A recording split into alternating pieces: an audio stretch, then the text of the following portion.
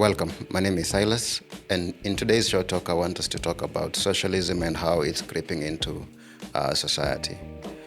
One of the things that I think defines strong nations and defines nations that have attained economic empowerment over the past few years and centuries has always been the belief that you have to embrace capitalism. In other words, you have to reward the people who contribute the most within society.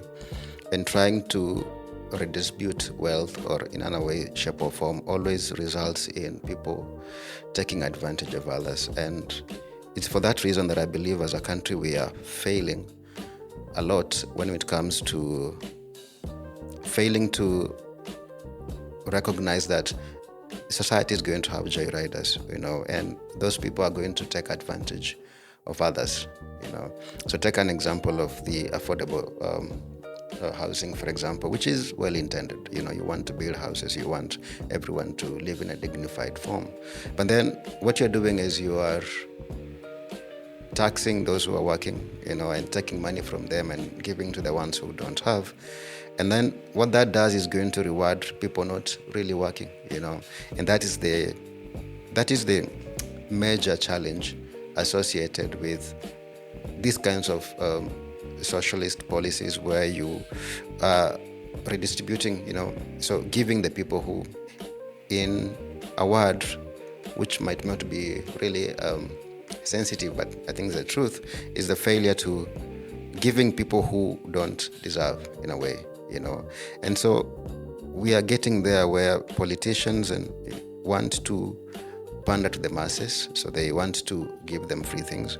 And then as they give them free things, what you're doing is you are discouraging those who work so hard to work hard because, you're rewarding those who don't, And it's the same thing with the Nyota program the president launched recently, where you are giving people, although who maybe failed in a way, and then you don't give the same incentives to those who are actually working. And that only will work against us, And so for me, I believe prosperity grows when individuals benefit from the fruits of their labor, because now once people benefit from that, then you're encouraging them to be able to produce something that they know they're going to get benefits for. And to quote Thomas Sowell, who said that there are no solutions, there are always just trade-offs. The moment you reward this person, you're basically denying another person, right? And so if we were to grow as a country, then we must know who are we going to reward. And if we reward the right people, we are going to get the benefits that come with doing that. Yeah. And one of the reasons why Kenya was able to succeed a lot compared to other East African nations is that our earlier leaders recognized this. In Tanzania, that was not the case, and that's why they lagged behind us. They embraced socialism in a way, and that held them back. And the same thing is happening now in our country, where free things are being thrown away to people who, yes, they deserve the help, but not at the expense of national progression, not at the expense of economic progression. And the sad bit about it is that politicians understand that, but to them, because they want to get votes, they're not willing to say the truth, and they're not able to make the hard choices. And since they can't make the hard choices, they're willing to throw away everything else to be able to win the elections. But I think what we can do, and what I think is very important, is to recognize that what is going to take us to the next level. What's going to take us to the next level is enterprises, businesses. And so the people whom we must empower the most are business people. Being able to give them the loans they require, being able to build infrastructure they require, and that infrastructure allows them to create jobs that benefit every individual, be able to benefit the citizens of our country. And that will only happen if we understand that they're not there to exploit, but they're there to create wealth. And so the role of government, as I know it, has to be very minimal, and I believe in that. Has to be a minimal government that only does things which people can't do on their own. A person can build a house on by himself. But a person can't build a road on their own. And so what government ought to do is to be able to build those things that an individual cannot do on their own. And so as we go forward, what is going to make us better is that understanding that we will be able to grow if we are able to invest in the right people, and that will be very beneficial to us. I think one of the stories I had to be, I think, in South Korea, where when at the time in the 1960s and 70s, when they were not as prosperous as we are, where the leaders of those countries were able to put together like conferences and basically bring together the entrepreneurs of the time, and ask them what they needed, and then be able to give them incentives that they need, and then with those incentives they were able to build the country's success as we know it today.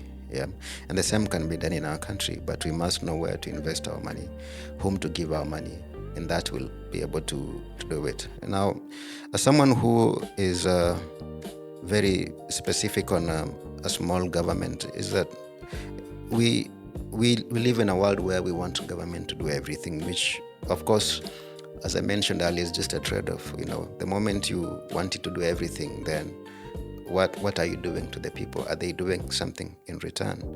Yeah, and then the lack of that means that we are denying people the opportunity to be able to take advantage and to grow as a whole. And government can be limiting because it's leadership by the majority, and the mob can be stifling. They stifle people with innovation or people with different viewpoints, and especially regulations, because I think one of the things that we have as a country, and we are proud of it, we have a big constitution, but it's quite encompassing. In other words, it's quite broad. It covers everything. Everything is in the law. I had someone talk recently about our electoral laws, where we have defined everything, including how even a ballot paper looks like. And even though that's good because we want to define the behavior of people, what we're also doing is we are limiting innovation. We are making it very hard. We are just having red tape after another, and then when that grows, it becomes so hard for business and for even social progression to occur. So in this episode, I just want us to have that conversation in terms of how do you think we need to go forward? Is it important? Is it beneficial for us to continue doing the same thing we're doing, where we want free things, free education, free healthcare, at the expense of our own growth as a country? And what that does is we are punishing people who try to grow our country. That's what I actually believe, and in case you have a different viewpoint, feel free to share your views in the comments as well. Yeah, but that's what I believe in, and I believe countries that have attained success, if you look at Europe, you look at Asia, you look at the Americas, those countries grew, and especially United States of America, it grew very, very exponentially at a time when socialist policies were not there. And the welfare state, especially in the US, which was created after the civil rights movement, you notice that people no longer want to participate, want to take leadership of their lives, and instead what they are doing is they are looking at what they so-called big daddy, in other words government, to do something for them. And the people who demand government do something for them are always stifling, kind of like milking resources and doing very, very little in terms of being able to support others as well. And when we come up with laws and policies, and especially taxation, even though those laws and taxation and policies, we want them to earn income for the government, but also we are punishing people, right? Someone gave an example of someone giving you a ticket for speeding. You're given that fine because they want to discourage you from speeding on the road, but at the same time, it's an avenue through which government makes money. Yeah, but then also when it comes now to laws and regulation, especially taxation, where you have VAT and all these laws being put on people, what you're doing is just making it hard for people to start businesses and people to grow. And ultimately, you're going to stifle innovation, even enterprise within the country. And even further than that, you're going to discourage people and foreign external investment into our country. So we want to create that environment that allows us to grow, but that won't work if we are just thinking about taxation, thinking about how can we milk the every cent from any person who tries to come here. The same we're seeing it in tourism, where we're now increasing fees for people to access parks, and then what that's going to happen is less people are going to come, and if fewer people are going to come, then that means you're going to have less revenue. So overall, my thinking is we need to minimize our government, embrace capitalism to a larger extent. Of course, you can't have a pure capitalistic state, but we need to expand it to a larger extent. We need to also be able to encourage people to do business, give them incentives to do that, and more importantly, to allow people to take responsibility for their own success, and that's necessary. So you have to reward productivity, responsibility, and investment. So thank you for watching. If you have any comment, feel free to leave it and share this content with your friends. Thank you.